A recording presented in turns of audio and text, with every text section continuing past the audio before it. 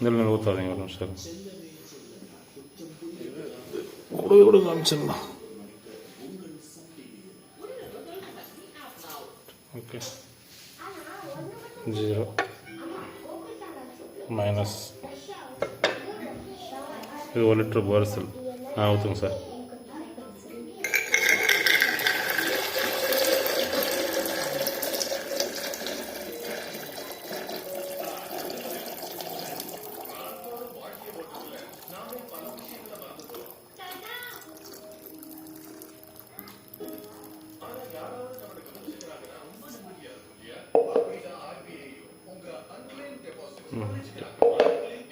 பதினாலு 200 தான் சார் இருக்குது.